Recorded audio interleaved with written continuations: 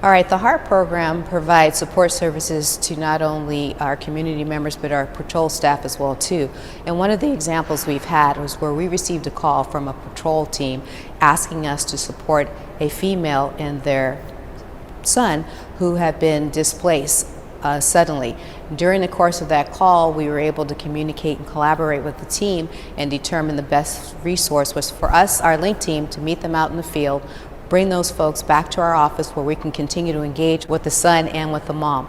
During our conversations, we were able to give them food, we were able to provide blankets and be able to engage and be able to further assess and determine that we could be able to provide shelter for them. So lucky for us, we were able to call around, we found space, and we were able to get this family over to a shelter and also connect them with a resource for their home church that can also support them in that area. The LINK team, which is part of the HEART program, is a newly formed team that has the case manager and it has a mobile clinician.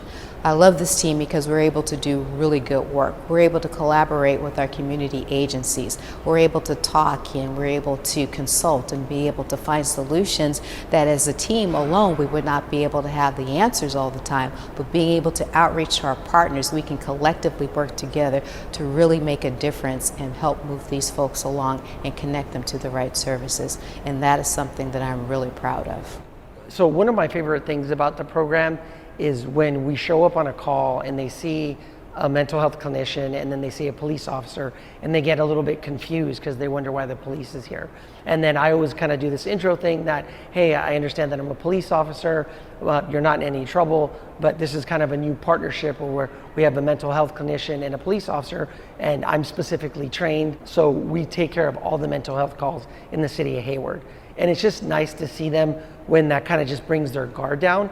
And especially once we're done dealing with the call and they see how we interact with the client, how it kind of changes their perception of the police. And by the end of the interaction, they're like, can we call you guys directly so that we don't have to call patrol? And we're like, of course, that's the whole purpose of the program. So one of our first calls was for a woman down in front of the Salvation Army. Upon making patient contact, one of the first things that we noticed was that her clothes were soiled in feces and urine. And upon further inspection, we noticed that she had a colostomy and was missing the colostomy bag. She had a prior bowel obstruction which resulted in the colostomy. However, she had ran out of colostomy bags to change.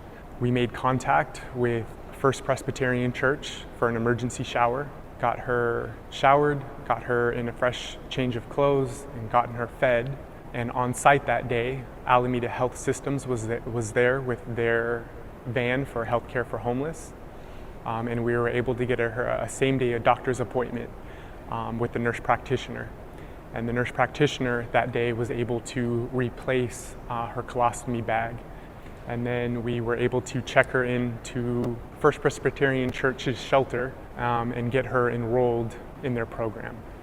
I think one of the biggest things that I've learned, I already kind of, with my experience as a police officer, already had patience, but you kind of just learn an extra level of patience, and it's really kind of honed my communication skills, because a lot of the time when we show up and people are very agitated or they just don't want to accept services, we're able to just kind of sit there and talk to them, kind of connect with them, build rapport, and by the end of the interaction, we've built enough rapport where when we ask them to get in the ambulance or we ask them to accept services, they go ahead and do it willingly. As emergency responders, we're limited on time.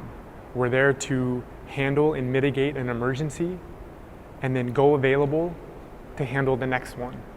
This mobile integrated health unit, as part of the HEART program, allow us the time to really dig into the situation, the patient's background, and really just bring understanding to what's generating the 911 response and starting to identify unmet needs. So what I learned is that when we are out there connecting with these folks, we are giving them hope. We're not creating harm for them. We are trying to give them an opportunity to know that we are there working with them to give them other options and that they are not just seen as something that's disruptive, but as something that we can help uplift them and move them on to a different place and hopefully into better circumstances, assuming that they'll take our resources and our support.